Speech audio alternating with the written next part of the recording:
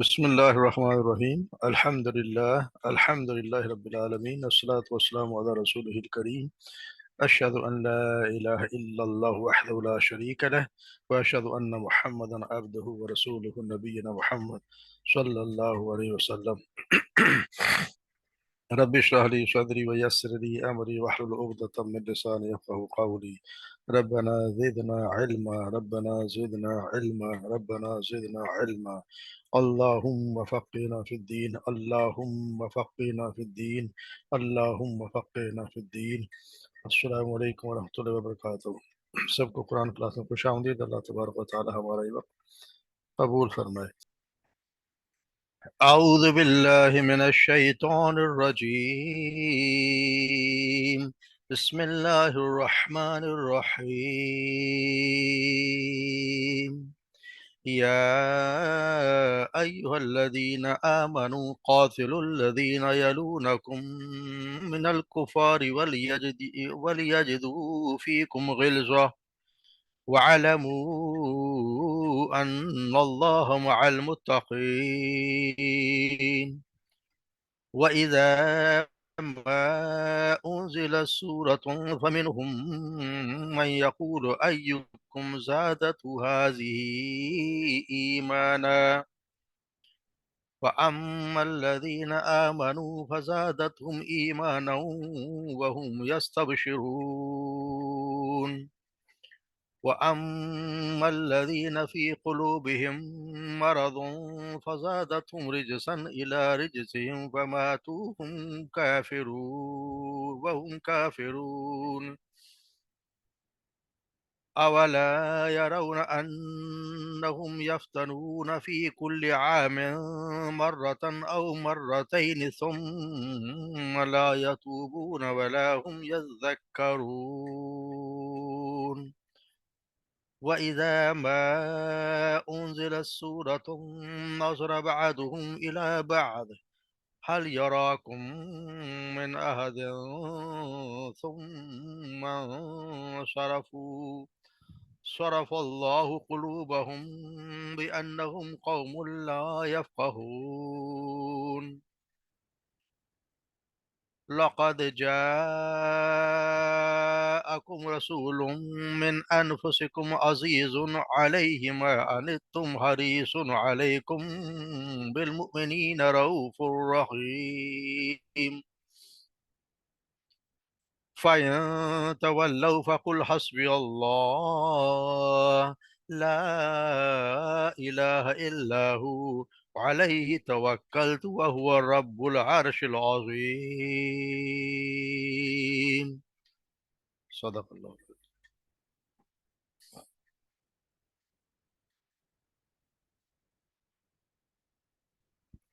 یا ایھا الذین آمنو، اے لوگوں جو ایمان لائے، قاتلوا الذین، تو لڑو ان لوگوں سے،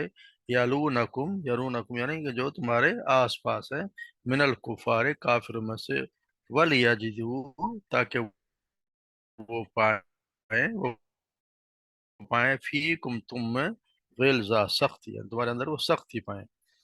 وَاعْلَمُوا اور جان لو، ان اللہ کہ بے شک اللہ مع المتقین متقین پرہیزگاروں کے ساتھ ہے۔ وَإِذَا اور جب، اور اذا ما جب، یہ اذا اور ما تب جو ہے جو ہی کوئی انزلت سورۃ کوئی صورت نازل کی جاتی ہے، فمنہم پر ان میں سے من یقول کیسا جو کہتا ہے یا کہتے ہیں، ایکم زادتہم ھذی ایمانا،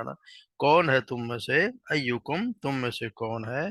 جس کو زادت ہو، جس سے زیادہ کیا اسے، ہاذ ہی ایمانا اس صورت نے ایمان میں، یعنی اس لیے ضرورت اتری ہے کس کے تمہیں میں سے تمہارے ایمان کو زیادہ کیا۔ فَأَمَّا الَّذِينَ آمَنُوا پس وہ لوگ جو ایمان لائے، فَزَادَتْهُمْ فزیادہ کرتی ہے وہ ان کے ایمان میں، وَهُمْ يَسْتَبْشِرُونَ اور وہ اس سے بہت خوش ہوتے ہیں۔ فَأَمَّا الَّذِينَ پس وہ لوگ، فی قلوبہم مرض جن کے دلوں میں روگ ہے، یعنی نفاق کی بیماری ہے، زادتہم رجسن الی رجسن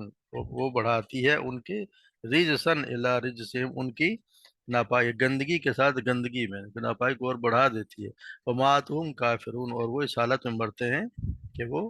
اس حالت میں مرے کہ وہ ماتو مرے وہ اس حالت میں، ہم کافرون کہ وہ کافر تھے۔ اولا یرونا اور کیا وہ لا یرونا، کیا وہ نہیں دیکھا انہوں نے، کیا نہیں دیکھتے، انہم کہ بے شک وہ یفتنونا وہ آزمائے جاتے ہیں، فی کل عامن فی کل ہر سال مرتن ایک مرتبہ، او مرتين یا دو مرتبہ، ثم لا یتوبون پھر لا یتوبون وہ نہیں توبہ کرتے، ولا هم یذکرون ہی وہ نصیحت حاصل کرتے ہیں، وَإِذَا مَا أُنزِلَ سورہ اور جب بھی اور جو ہی کوئی انزل سورتن کوئی صورت نازل کی جاتی ہے، ناظرہ بعضهم تو ناظرہ وہ دیکھتے ہیں، بعضهم الی بعض ایک دوسرے کی طرف، اپنے بعض کو بعض کی طرف وہ نظر دیکھتے ہیں، حل یراکم کیا نہیں دیکھتے وہ، من احد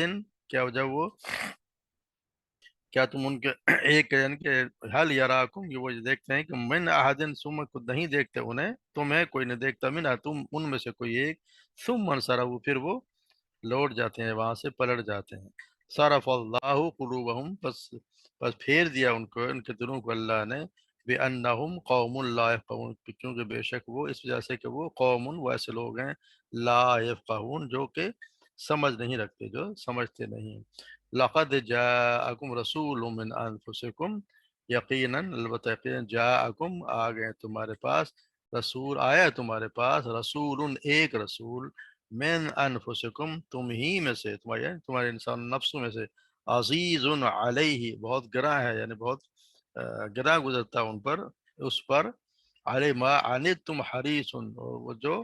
ما عنتم تم پر جو کسی مشقت میں اگر تم پڑو، حریص علیکم وہ بہت زیادہ حریص ہے، علیکم تمہارے معاملہ میں، بالمومنین مومنین کے بارے میں تو بہت زیادہ حریص رعوف، اور مومنین پر رعوف، بالمومنین رعوف الرحیم اور بہت زیادہ شفقت والا اور رحم کرنے والا ہے، فَإِن تَوَلَّوْا اور اگر وہ منہ موڑ لیں، فَقُلْ حَسْبِيَ اللَّهُ تو کہہ دیجیے حسبی اللہ میرے لیے اللہ ہی کافی ہے، لا الہ الا ہو نہیں کوئی حقیقی معبود حقیقی سوائے اس کے، سوائے مگر وہ، علیہ توکلت اور اسی پر میں نے بھروسہ کیا، وہو رب العرش العظیم اور وہی عرش عظیم کا رب ہے، وہو رب العرش العرش عظیم کا وہی رب ہے۔ الحمدللہ اللہ کی توفیق سے سورہ بھی ہماری اللہ کی توفیق سے مکمل ہوئی، اللہ تبارک و تعالیٰ ہم سے محنت کا کوشش قبول فرمائے۔ تو یہاں اللہ تبارک و تعالیٰ یعنی یہ جہاد کا اللہ تبارک و تعالیٰ مسلم حکم دیا جا رہا ہے، جہاد کے بتایا جا رہا ہے کہ پہلے ان لوگوں سے جہاد کرو کہ جو مدینہ کے قریب، یعنی تمہارے جو قریب رہتے ہیں، یہاں سے شروع کریں کہ جہاد مدینہ جو قریب ان سے کرو، اور پھر جب وہ حلقہ اسلام میں آ جائیں تو پھر آگے بڑھا جائے، ان کے بعد دور کے رہنے والوں کافروں سے جنگ کی جائے۔ آپ صلی اللہ علیہ وسلم نے اسی اصول کو اپنایا، اور آپ سے پہلے آپ نے پہلے جو جزیرۃ العرب کے آباد مشرقین تھے ان سے قتال کی، ہم سے جو جنگ کی، وہ مطلب یہاں سے جو ان کے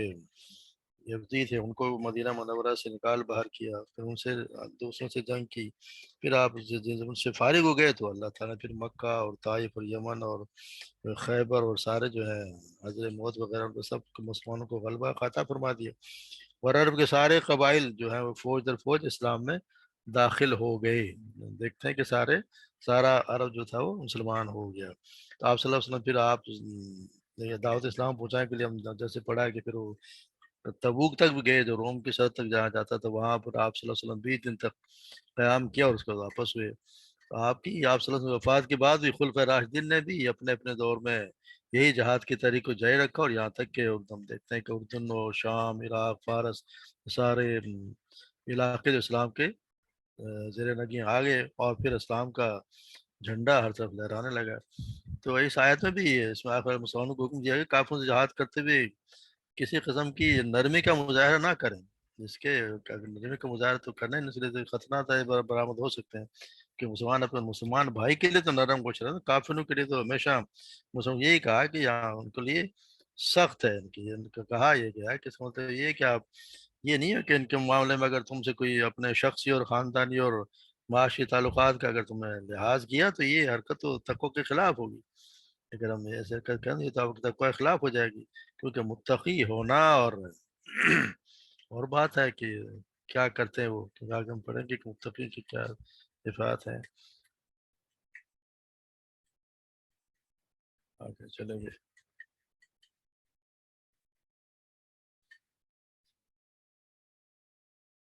یعنی کہ تمہارے اندر کوئی سختی رہے، کوئی کمزوری نہ آئے،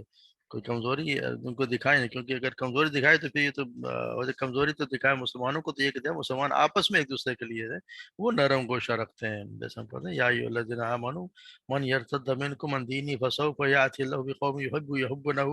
اگر انہوں نے یہ کیا تو اللہ کو جو ایمان لے، اگر تم میں سے کوئی اپنے دین سے پھر جائے تو ان قریب ایسے لوگ اللہ تعالیٰ لائے کہ تو ان سے محبت کرے گا اور وہ ان سے محبت کریں گے، اذلۃ علی المؤمنین عزۃ علی الکافرین، اور وہ مومنوں پر بہت نرم ہوں گے اور کافروں پر بہت ہی سخت ہوں گے۔ جس طرح دوسرا فرمایا محمد رسول اللہ، محمد اللہ کے رسول ہیں، والذین معہ اشداء علی الکفار رحماء بینہم، محمد اللہ کے رسول ہیں اور جو لوگ ان کے ساتھ ہیں کافروں پر بہت سخت ہیں اور آپس میں نہایت رحم دل ہیں آپس میں۔ تو بس دین اسلام کا اصل مقصد تو یہی ہے کہ اللہ تعالیٰ کے کہ منشا تو یہ ہے کہ دین نافذ ہو ہر جگہ اور پوری طرح نافذ ہو، اس منشا اللہ تبارک و تعالیٰ نے پورا کرنے کے لیے یہ جہاد اور قتال فی سبیل اللہ ہے۔ تو اللہ تبارک و تعالیٰ نے قتال کی اور جہاد فی سبیل اللہ کو بار بار حکم دیا، ہم پڑھتے آئے ہیں، سورہ بقرہ میں پڑھا کتب علیکم القتال وہو کرہ لکم، تم پر لڑنا فرض کر لکھ دیا گیا ہے حالانکہ وہ تمہیں ناپسند ہے، وعسیٰ ان تکرہوا شیئا وہو خیر لکم، اور ہو سکتا ہے کہ تمہیں جو چیز ناپسند ہو سکتا ہے کہ اسے ناپسند کرو اور تمہارے لیے بہتر ہو، وعسیٰ ان تحبوا شیئا وہو شر لکم، اور یہ بھی ہو سکتا ہے کہ تم جس چیز کو پسند کرو، جو ناپسند کرو وہ پسند کرو وہ تمہارے لیے شر ہو، واللہ یعلم انتم لا تعلمون، اللہ جانتا ہے تم نہیں جانتے۔ اسی طرح اللہ سورہ مائدہ میں پڑھا ہے یا ایھا الذین آمنوا اتقوا اللہ وابتغوا الیہ الیہ الوسیلۃ وجاہدوا فی سبیلہ لعلکم تفلحون، اے لوگوں جو ایمان لے اللہ سے ڈرو اور اس کی طرف قرب تلاش کرو، اس کے راستے میں جہاد کرو تاکہ تم کامیاب ہو جاؤ۔ تو جہاد کی بار بار اللہ تبارک و تعالیٰ نے قرآن میں بار بار ترغیب دی ہے، اور جہاد کا بہت بڑا اس کا رتبہ بھی ہے، اس کے اللہ تبارک و تعالیٰ نے بہت بڑا اجر رکھا اس کے۔ ابو موسیٰ اشعری بیان کرتے ہیں ایک دیہاتی آپ صلی اللہ علیہ وسلم کے پاس آیا اور اس عرض کی کہ یا رسول اللہ، کوئی آدمی مال غنیمت کے لیے لڑتا ہے، کوئی ناموری کے لیے لڑتا ہے، اور کوئی اپنا مرتبہ دکھانے لڑتا ہے، ان سے کون سی جنگ جو اللہ کے راستے میں؟ آپ صلی اللہ علیہ وسلم فرمایا جو شخص اس لیے لڑتا ہے کہ اللہ کا کلمہ بلند ہو تو وہ اللہ کے ساتھ ہے۔ یہ سمجھو کہ ایک قسم کی تنبیہ ہو سکتی ہے کہ اس کے ایک مطلب یہ ہے کہ منکرین حق کے معاملے میں اگر تم نے اپنے کسی شخصی اور خاندانی اور تعلقات کا لحاظ کیا تو یہ حرکت تو تقوی کے خلاف ہوگی، کیونکہ متقی ہونا اور اللہ کے دشمنوں سے تو محبت رکھنا دونوں ایک دوسرے کی ضد ہیں، لہٰذا اللہ کی مدد اپنے شامل رکھنا چاہتے ہو تو پھر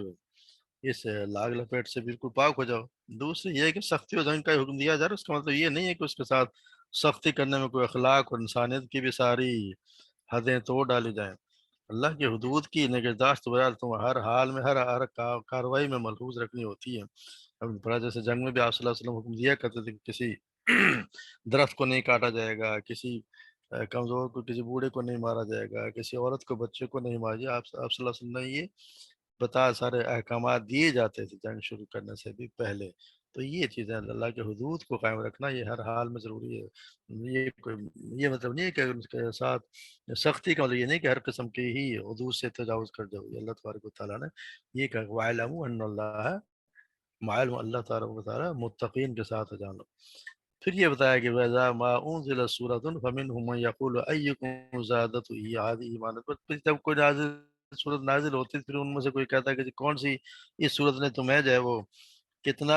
کون سے کس کا ایمان میں اضافہ کیا، جب بھی کوئی صورت اسی طرح مذاق کیا کرتے تھے۔ تو یہ جب بھی کوئی صورت نازل ہوتی تو ان کا یہی طریقہ تھا، جب ان میں سے کوئی وہاں نہیں ہوتا پھر دوسرا کو ان کو بتاتا تھا، پھر وہ اس طرح ہی مذاق اڑایا کرتے تھے، قرآن کا مذاق اڑاتے کہ اچھا جی یہ بتاؤ کہ تمہارا کس نے جو ہے وہ کس تمہارے ایمان میں اضافہ کیا۔ تو اللہ تبارک و تعالیٰ نے جو بھی کوئی صورت ہوتی ہے اس سے اہل ایمان کے ایمان میں تو ضرور اضافہ ہوتا ہے، وَفَإِمَّا الَّذِينَ آمَنُوا فَزَادَهُمْ إِيمَانًا وَهُمْ يَسْتَبْشِرُونَ، ان کے ایمان میں ضرور اضافہ ہوتا ہے، خوش بھی ہوتے ہیں، ان کے ایمان میں اضافہ ہوتا رہتا ہے۔ اس کا مطلب یہ ہوا کہ ایمان میں کمی بیشی ہوتی رہتی ہے، کبھی انسان کا ایمان میں اضافہ بھی ہوتا ہے، کمی بھی ہو جاتی ہے، اور ابھی یہی ہے ہمارا بھی ایمان ہونا چاہیے کہ انسان بڑھتا کرتا رہتا ہے، جب کوئی اچھی طرف دیکھتے ہیں ہمیشہ ایک جیسا نہیں رہتا، جیسے یہ ایمان بتایا گیا ہے کہ سورج جب بھی کوئی نازل ہوتی ہے وَإِذَا تُلِيَتْ عَلَيْهِمْ آيَاتُهُ زَادَتْهُمْ إِيمَانًا وَعَلَىٰ رَبِّهِمْ يَتَوَكَّلُونَ، سب سورہ انفال میں پڑھ چکے ہیں، اور جب پر ان پر سے کسی آیت پڑھی جاتی ہے تو انہیں ایمان میں بڑھا دیتے ہیں اور اپنے رب ہی پر بھروسہ رکھتے ہیں۔ یہ جس طرح یہ ان الناس قد جمعوا لكم فاخشوهم فزادهم ایمانا وقالوا حسبنا اللہ ونعم الوکیل. عالم خان میں پڑھا ہے بے شک بے شک لوگوں نے تمہارے لیے فوج جمع کر لی ہے، سو ان سے ڈرو. تو اس بات سے انہیں ایمان میں زیادہ کر دیا. جب یہ بات سنی تو مسلمانوں کے ایمان میں اضافہ ہوگا، انہوں نے کہا کہ ہمیں اللہ ہی کافی ہے اور اچھا کارساز ہے. یعنی یہ اگر بات سنتے ہیں ان کے ایمان میں اضافہ ہوتا ہے. پھر یہ بتائے وَأَمَّا الَّذِينَ فِي قُلُوبِهِمْ مَرَضٌ فَزَادَتْهُمْ رِجْسًا إِلَىٰ رِجْسِهِمْ وَمَاتُوا وَهُمْ كَافِرُونَ. اور جب وہ کافر ہیں جن کے دلوں میں روگ ہے، یعنی کہ نفاق کی جو بیماری ہے، یا روگ سے مراد ہے نفاق کی بیماری ہے، کہ اللہ کے آیات کے معاملے میں شک و شبہات میں رہتے ہیں. جب بھی منافقین کو اس لیے کہ یہ نفاق اور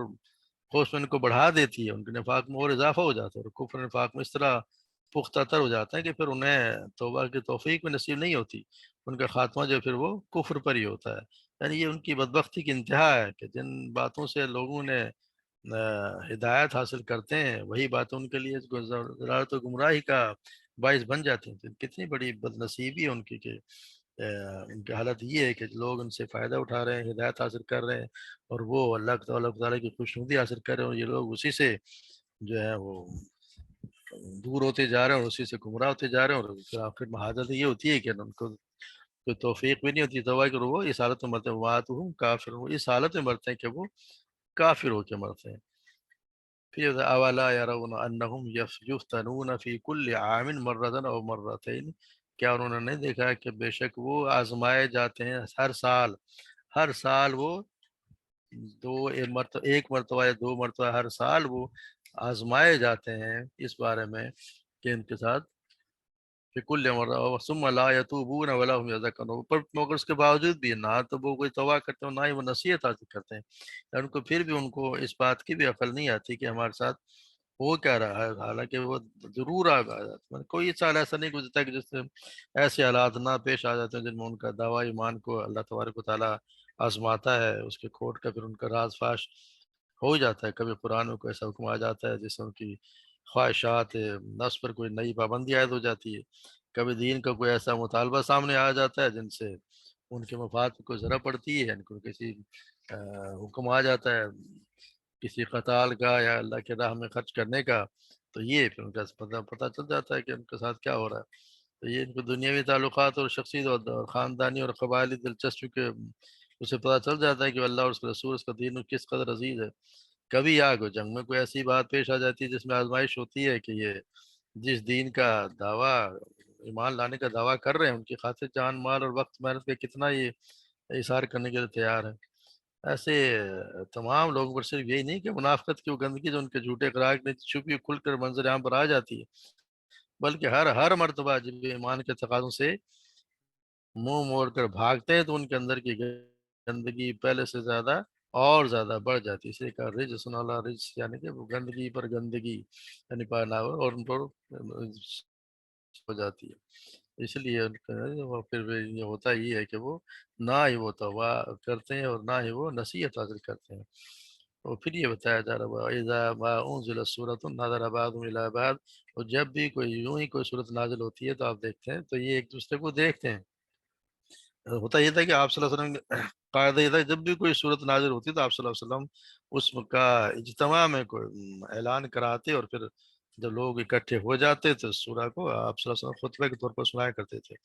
تو اس وقت محفل میں اہل ایمان کا تو حال یقینی ہوتا تھا کہ وہ تو خاموشی سے بیٹھ کر خطبے کو سنتے اور غور سے سنتا ہے، بالکل غرق ہو جایا کرتے تھے. ہم کہتے ہیں جیسے آپ صلی اللہ علیہ وسلم بات صحابہ کرام سنتے ایسے ہوتے تھے جیسے ان کے سروں میں پرندے بیٹھے ہوئے، اتنے غور سے ہلتے بھی نہیں تھے، اتنے غور سنتے. منافقین کے رنگ کچھ اور ہی ہوتا تھا.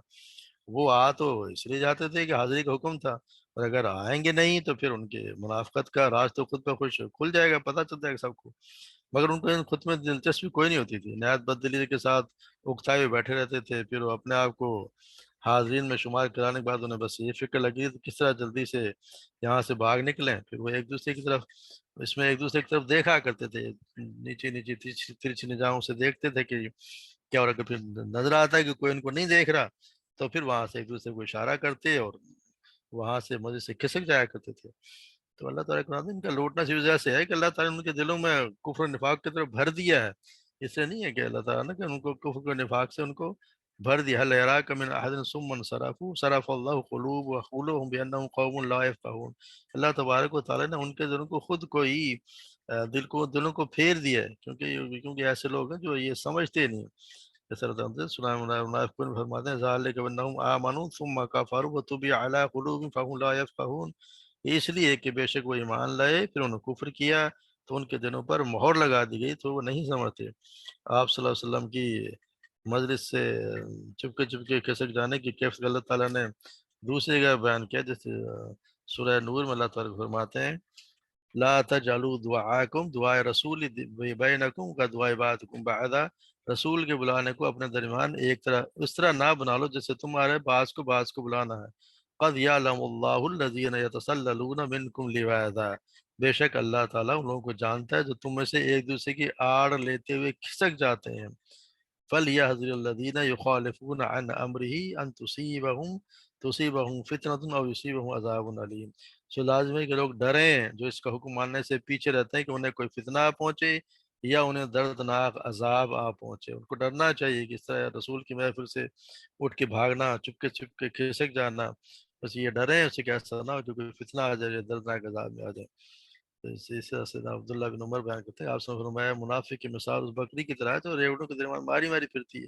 کبھی اس ریوڑ میں جاتی ہے کبھی اس میں جاتی ہے، اصل میں تو ان کا ٹھکانہ یہ وہی ہوتا ہے جو ہے تو منافق، مگر ان کو وہ مجبوراً یہاں آنا ہی پڑتا ہے، پھر ان کو یہی ہوتا ہے کہ کس طرح ہم چپکے سے بھاگ جائیں، کہیں نہ کہیں ہم نکل جائیں، آنکھوں میں سے باتیں کرتے ہیں، کوئی دیکھ تو نہیں رہا، پھر چپکے سے یہ کھسک جانے کی کوشش کرتے ہیں، کیونکہ بتایا جا رہا ہے کہ یہ وہ لوگ ہیں جو سمجھ نہیں رکھتے، یعنی کہ یہ ایسے بیوقوف لوگ ہیں اگر مفاد کو بھی نہیں سمجھتے، اپنی افلاح سے بھی غافل، بہتری سے بھی بالکل بے فکر ہیں، ان کو احساس ہی نہیں کہ وہ کتنی بڑی نعمت ہے جو اس قرآن اور اس پیغمبر صلی اللہ علیہ وسلم کے ذریعے ان کو دی جا رہی ہے۔ یہ چھوٹی سی دنیا اور کہ نہایت گھٹیا قسم کی دلچسپی میں بالکل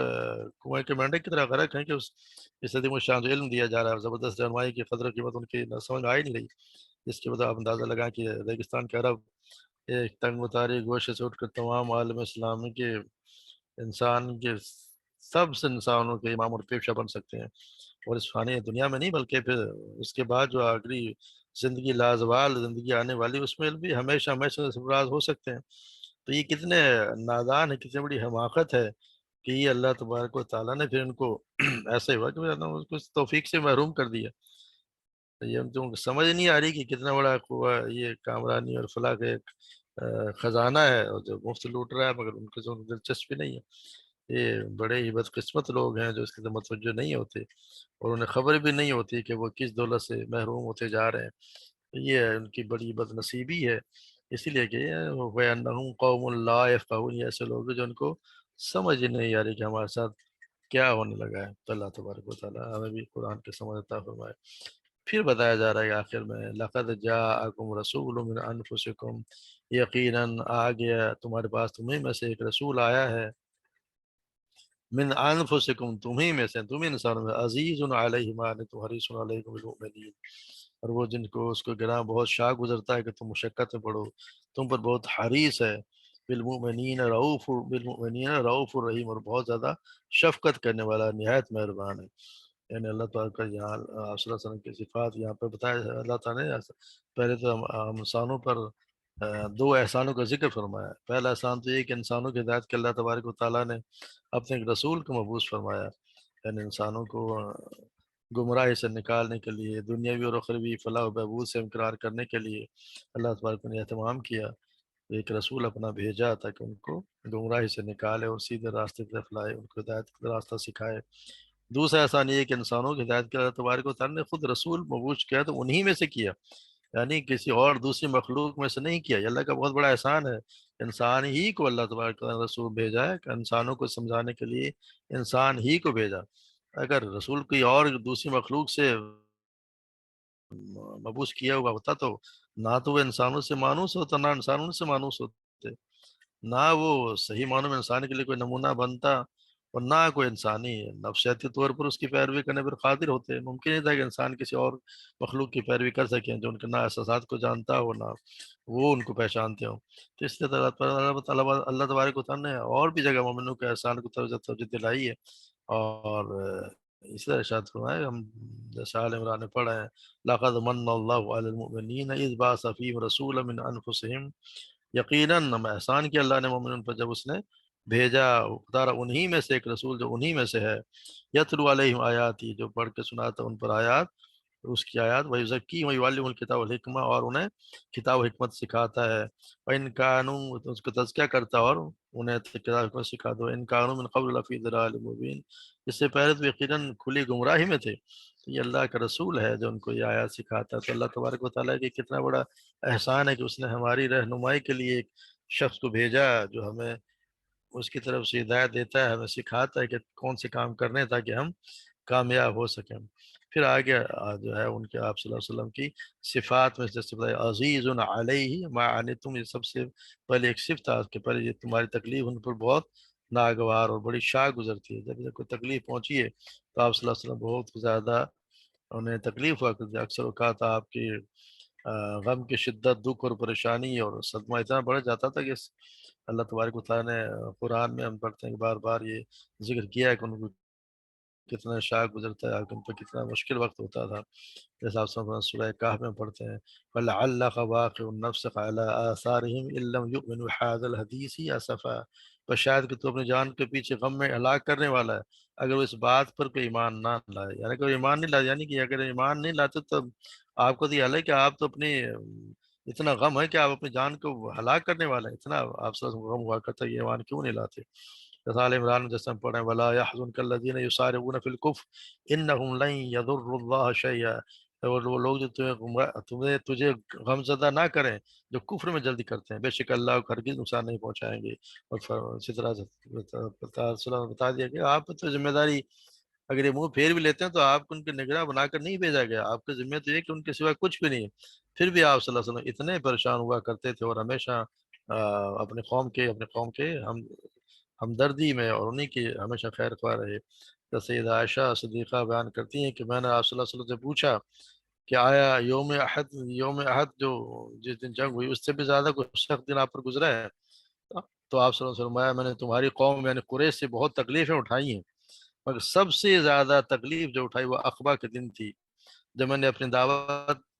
طائف کے سردار ابن عبد یا لیل یا بن عبد کلال کے سامنے پیش کی تو اس نے میری دعوت کو رد کر دیا، چنانچہ میں رنجیدہ ہو کر وہاں سے چلا آیا، ابھی مجھے افاقہ نہ ہوا تھا کہ قرن سالب کہ پہنچا تو میں نے اپنا سر اٹھایا تو بادل کے ایک ٹکڑے کو اپنے اوپر سایہ فگن پایا، اس میں سے میں نے اور کہا کہ اللہ تعالیٰ نے آپ سے آپ کے قوم کی گفتگو اور ان کا جواب سن لیا ہے، اب اللہ تعالیٰ نے پہاڑوں کے فرشتے کو آپ کے پاس بھیجا تاکہ آپ اسے کافروں کے بارے میں جو چاہے حکم دیں۔ پھر مجھے پہاڑوں کے فرشتے نے آواز دی اور سلام کر پھر کہنے لگا اے محمد یہ سب کچھ آپ کی مرضی پر منحصر ہے، اگر آپ چاہیں تو میں ان دو پہاڑوں کو ان کافروں پر لا کر رکھ دوں۔ آپ نے فرمایا کہ نہیں، مجھے امید ہے کہ اللہ تعالیٰ ان کافروں کے نسل سے ایسے لوگ پیدا کرے گا جو صرف اسی کی عبادت کریں گے، اس کے ساتھ بالکل شرک نہیں کریں گے۔ یہ دیکھ کتنے جن لوگوں نے ان آپ صلی اللہ علیہ وسلم کے ساتھ کیا کچھ نہیں کیا، اتنے ان کو پتھر بھی مارے کہ آپ کے خون اور آپ کے نالے مبارک یعنی پیروں کے جوتوں میں بھی خون بھر گئے، اتنا انہوں نے آپ وسلم کو جس تکلیف دی کہ آپ کہتے ہیں کہ اس سے زیادہ تکلیف مجھے کسی دن نہیں دی گئی، اس کے باوجود کتنی رحمت للعالمین ہے کہ وہ اس دن ان سے کہہ رہے ہیں کہ نہیں، ان کے لیے کوئی برا نہیں چاہ رہے، ان کے لیے بھی خیر خواہی کہ کوئی بات نہیں، یہ ایمان نہیں لا رہے، ان کو سمجھ نہیں آ رہی، ان کو سمجھ نہیں آتی، ان کی قوم ان کی جو اولاد ہوگی امید ہے کہ اللہ تبارک و تعالیٰ ان سے ایسے لوگ پیدا کرے تو جو شرک نہیں کر رہا، ایسا ہی ہوا۔ تو آپ دیکھ لیں کہ طائف کے لوگوں میں، طائف میں کتنے سب مسلمان ہیں، سارے توحید پرست ہیں، کوئی شرک کرنے والا نہیں، یہ انہی کی اولاد ہے جو اس وقت سے بتاتی ہے۔ اللہ تبارک و تعالیٰ نے آپ صلی اللہ علیہ وسلم کو کتنا رؤوف الرحیم بنا کے بھیجا ہے کہ ان کو اپنے لوگوں کے بارے میں، اپنے امت کے بارے میں کتنے شفیق ہیں کہ ان کے بارے میں سب کچھ کرنے کے بعد کتنا ظلم کرنے اس کے باوجود بھی ان کے صفت ہے کہ وہ اپنے قوم کے بارے میں کتنا خیال رکھ رہے ہیں۔ اس طرح اتنا اور کتنا خیال کرتے، جیسے قیس بن ابی حازم فرمایا کرتے مجھے ابو مسعود نے بتایا کہ ایک شخص کہنے لگا اے اللہ کی قسم، اے اللہ کے رسول، میں نماز فجر با جماعت ادا کرنے سے پیچھے رہ جاتا ہوں کیونکہ فلاں شخص ہمیں طویل نماز پڑھاتا ہے۔ ابو مسعود بیان کرتے ہیں کہ میں نے آپ صلی اللہ علیہ وسلم کو واعظ کرتے ہوئے اس دن سے زیادہ غضبناک کبھی نہیں دیکھا تھا۔ آپ نے فرمایا تم میں سے کچھ لوگ نفرت دلانے والے ہیں، سنو تم میں سے جو شخص لوگوں کو نماز پڑھائے تو اسے چاہیے کہ نماز میں تخفیف کرے، اس لیے کہ پیچھے کمزور، بوڑھے اور ضروری کام کاج کرنے والے بھی ہوتے ہیں، یعنی کہ لوگوں کے جو پیچھے لوگ کھڑے ان کا بھی آپ کتنا خیال تھا۔ سیدنا ابو موسیٰ اشعری بیان کرتے ہیں کہ آپ صلی اللہ علیہ وسلم فرمایا لوگوں پر آسانی کرو، ان کو تنگی میں نہ ڈالو، انہیں تسلی و تشکیل و نفرت نہ دلاؤ۔ اس طرح آپ سے فرمایا دین بے شک دین بہت آسان ہے، یہ ساری چیزیں ہماری ہی لیے، ہماری آسانی کے لیے یہ بتا دی گئی۔ پھر ایک حریص علیکم، دوسری صرف یہ کہ وہ بہت زیادہ حریص ہے آپ کے معاملے میں، یہ آپ کے دل، آپ چلو ان کے دل سے تمنا کرتے ہیں کہ آپ کی امت جہنم میں نہ ڈالی جائے، وہ بھی تمنا کرتے ہیں کہ دنیا و آخرت کی ہر بلائی کی طرف اپنی امت کی رہنمائی کر دیں۔ سیدنا ابو ہریرہ بیان کرتے ہیں کہ آپ سے فرمایا بے شک میری اور ان لوگوں کی مثال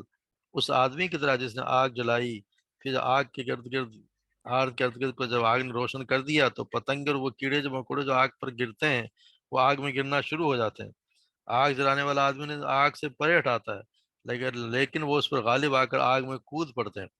اور میں بھی تمہیں تمہاری کمر سے پکڑ کر کھینچتا ہوں تاکہ تم جہنم کی آگ میں نہ جاؤ، لیکن تم مجھ سے دامن چھڑا کر زبردستی جہنم کی آگ میں داخل ہوتے ہو۔ یعنی آپ صلی اللہ علیہ وسلم تو ہمیں پکڑ پکڑ کے جہنم سے بچانے ایک ایک بات بتا دیتے ہیں کہ یہ نہیں کرنا ورنہ جہنم میں جاؤ گے، مگر ہم ہیں کہ ماننے والے نہیں ہیں۔ ایک ایک چیز کو انہوں نے بتا دیا، ایک ایک کام، نیکی کا کام آپ نے بتا دیا، بدی سے روک دیا، ہر چیز ہمیں بتا دی، کون سی چیز بری ہے کون سی اچھی ہے۔ اس کے باوجود ہم خود ہی ہم خود ہیں جو زبردست جہنم میں آ کر جانے والے ہیں۔ آپ سے بتانا کہ ہر میری امت میں سے ہر شخص جنت میں جائے گا سوائے اس کے جس نے انکار کر دیا۔ اسے یا رسول اللہ جنت میں جانے سے کون انکار کیا؟ آپ نے فرمایا وہ جس نے میرا انکار کر دیا، یعنی جس نے میری باتوں کو نہیں مانا، جو باتوں کو نہیں مان رہا سمجھو اس نے خود نے انکار کر دیا۔ تو یہ ہمیں تو سکھا، ہر چیز کی تعلیم دے دی، اور ہمارے لیے کتنے حریص ہیں، اگر ہمیں خود ہی ہماری سمجھ میں نہ آئے تو اللہ تبارک و تعالیٰ ہم پہ رحم فرمائے۔ پھر ایک صرف یہ بالمؤمنین رؤوف الرحیم، یعنی وہ بہت زیادہ شفیق و رحم دل ہے، اسی وجہ سے چاہتے ہیں کہ وہ ہم عمل صالح کریں اور گناہ کا ارتکاب نہ کریں تاکہ اللہ کی جنت کے حقدار بن جائیں۔ تو اللہ تبارک و تعالیٰ نے بھائی اسی آپ صلی اللہ علیہ وسلم نے ہر چیز کی ہمیں تعلیم دی تاکہ ہم ہر چیز کو ہم جائیں اور جنت میں جائیں، اور ہر کو جنت سے ہمیں بہت سی دعائیں بھی اسی لیے سکھائی ہیں، اور خود بھی دعا کیا کرتے تو ہمیں بھی سکھائیں کہ جب جنت مانگیں اور جہنم سے پناہ مانگیا کریں۔ اور کتنا یہ خیال کرتے ہیں سیدنا مالک بن حوارث بیان کرتے ہیں کہ ہم چند ہم عمر نوجوان آپ صلی اللہ علیہ وسلم کی خدمت میں حاضر ہوئے اور آپ کے پاس 20 دن ٹھہرے۔ آپ نے گمان کیا کہ شاید ہم اپنے گھر والوں کے پاس جانا چاہتے ہیں، تو آپ نے ہم سے ان لوگوں کے متعلق پوچھا جنہیں اپنے گھروں میں چھوڑ کر آئے۔ ہم لوگوں نے آپ سے بیان کر دیا، آپ رفیق اور رحیم تھے، سو فرمایا اپنے گھر والوں کے پاس جاؤ، انہیں اسلام کی تعلیم دو اور حکم دو، یعنی وہ اسلام پر عمل کریں، نیز نماز پڑھو جس طرح تم نے مجھے نماز پڑھتے ہی دیکھا ہے۔ وہ جب نماز کا وقت آ جائے تو تم میں سے ایک شخص اذان دے، پھر تم میں سے جو سب سے بڑا ہو وہ تمہاری امامت کرائے۔ سیدنا انس بیان کرتے ہیں کہ آپ نے فرمایا میں نماز کے لیے کھڑا ہوتا ہوں اور میری نیت یہ ہوتی ہے کہ میں اسے لمبا کروں، لیکن جب کسی بچے کے رونے کی آواز سنتا ہوں تو نماز کو مختصر کر دیتا ہوں، کیونکہ اس کی ماں کو جو نماز میں شریک ہوگی تکلیف میں ڈالنا برا سمجھتا ہوں۔ یعنی آپ صلی اللہ علیہ وسلم نماز میں بھی اپنی امت کا کتنا خیال کرتے تھے کہ بچہ روتا ہے تو ماں کو تکلیف نہ ہو، تو نماز بھی مختصر کر دیا کرتے تھے۔ سید عائشہ بیان کرتے ہیں کچھ دیہاتی لوگ آپ سے خدمت میں حاضر ہوئے اور کہنے لگے کہ کیا آپ بچوں کو بوسہ دیتے ہو؟ تو آپ تو صحابہ کرام نے کہا کہ ہاں۔ تو وہ کہنے لگے اللہ کہ ہم تو اپنے بچوں کو بوسہ نہیں دیتے۔ تو آپ صلی اللہ علیہ وسلم اگر اللہ تعالیٰ نے تمہارے دلوں سے رحمت کو کھینچ لیا ہے تو میں کیا کروں؟ تو یہ بچوں سے پیار کرنا، شفقت کرنا، یہ بھی اللہ کے رسول کی سنت بھی، اور ویسے اللہ کی طرف سے جب محبت ڈال دی گئی ہے تو اس کو ضرور بچوں کو محبت کرنی چاہیے۔ فَإِن تَوَلَّوْا فَقُلْ حَسْبِيَ اللَّهُ، پھر کہہ دے گا کہ منہ موڑے تو کہہ دیجیے کہ مجھے اللہ ہی کافی ہے، لا الہ الا ہو، اور نہیں کوئی معبود حقیقی مگر وہی، علیہ توکلت وہو رب العرش العظیم، میں نے اسی پر بھروسہ کیا، وہو رب العرش العظیم، اور وہی عرش عظیم کا رب ہے۔ تو یہ آخری آیت میں جو اللہ تعالیٰ نے اپنے آپ صلی اللہ علیہ وسلم تصریح دیتا، اگر اب بھی یہ لوگ یعنی یہ کافر اور مشرک اور منافق آپ کے لائی ہوئی شفقت دعوت اور جو نور ہدایت آپ نے نور ہدایت سے بھرپور دین آپ نے جن کو پیش کیا ہے، اس کو قبول کرنے کے بجائے اس سے منہ پھیرتے ہیں، تو پھر آپ ان کی فکر نہ کریں، بلکہ ان کو اعلانیہ کہہ دیں کہ میرے لیے تو اللہ ہی کافی ہے، میں تو اس ذات پر کامل بھروسہ کرتا ہوں، اور بڑی طاقت اور قوت اور قدرت والی ذات ہے، وہ تو عرش عظیم کا مالک ہے، اور مجھے تو کسی کا اگر اللہ تبارک و تعالیٰ پر جو توکل کر لے تو اس کا تو کسی سے کسی اور کی پرواہ ہے ہی نہیں، اس کے لیے اللہ کافی ہو جاتا ہے۔ اللہ تبارک و تعالیٰ اس کے لیے اگر صرف ایک اللہ پر توکل کرے تو پھر اللہ ہی کافی ہو جاتا ہے۔ جیسے ہم پڑھتے ہیں، جیسے کہتے ہیں کہ جیسے ابراہیم علیہ السلام کو جب آگ میں ڈالا گیا تو ان کا بھی یہی، ان کے زبان بھی حسبنا اللہ و نعم الوکیل یہی تھا کہ اللہ ہمارے لیے کافی اور وہی بہترین کارساز ہے۔ تو اللہ تعالیٰ نے انہیں اس کی آگ سے ہی بچا لی، اور آگ کو بھی حکم دیا کہ یار رکونی بردم سلام، کہ نار جو آگ کو حکم دیا کہ تو ٹھنڈی ہو جائے اور سلامتی والی ہو جائے، اتنی ٹھنڈی بھی نہ ہو جائے کہ وہ ٹھنڈا ہی کر دے، سلامتی والی اور ٹھنڈی ہو جاتا ہے۔ یعنی آگ میں بھی اللہ تبارک و تعالیٰ نے ابراہیم علیہ السلام کو کس طرح رکھا، اسی طرح آپ جب یہ کلمہ حروف پر آنا چاہیے، جیسے آپ جب ہمیں آپ بہت زیادہ پڑھا کرتے تو یہ بہت بڑا کلمہ ہے۔ ابو درداء بیان کرتے ہیں کہ جو شخص صبح و شام 7 مرتبہ دعا پڑھ لے، حسبی اللہ عرش العظیم،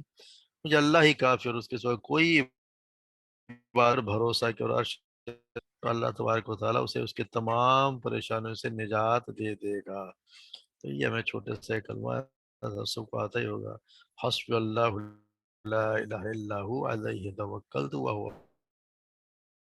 اور فجر کے بعد اس کو اپنا وظیفہ بن یہ پڑھ لیا کرتا کہ اللہ تبارک و تعالیٰ کافی ہو جائے، اللہ ہی کافی ہو، اور ساری رات بھی اللہ ہی کافی ہو۔ یعنی اللہ پر یہ مکمل بھروسے کا ایک اعلان ہے کہ میں نے تو اللہ پر بھروسہ کیا، مجھے اور کسی کی پرواہ نہیں ہے۔ حسبی اللہ لا الہ الا هو علیہ توکلت وهو رب العرش العظیم۔ اللہ تبارک و تعالیٰ ہمیں ایمان کی دولت سے پکا ایمان ہمارے دلوں میں مضبوط کر دے، اور ہمیں پریشانی سے بھی بچائے، اور ہر قسم کے نفاق سے، ہر قسم کے جھوٹ سے، بدعات سے، شرک سے اللہ تبارک و تعالیٰ ہمیں بچائے۔ اور الحمدللہ آج ہمارے اللہ ہی کی توفیق سے، خالص اللہ ہی کی توفیق سے، اسی کی مدد سے ہماری صورت مکمل بھی ہوئی۔ اللہ تبارک و تعالیٰ ہم سے ہماری کوشش کو قبول فرما لے، ہم سے جو کمی کوتاہی غلطیوں ہیں اللہ تبارک و تعالیٰ ہمیں معاف فرمائے، ہم سے سہون جان بوجھتے یا کوئی اور غلطی شیطان کی طرف سے ہوتی ہے، غلطی اللہ تبارک و تعالیٰ ہمیں معاف فرمائے، اور ہماری نیکیوں کو ہی درجہ قبولیت میں عطا فرمائے۔ وما علینا الا البلاغ۔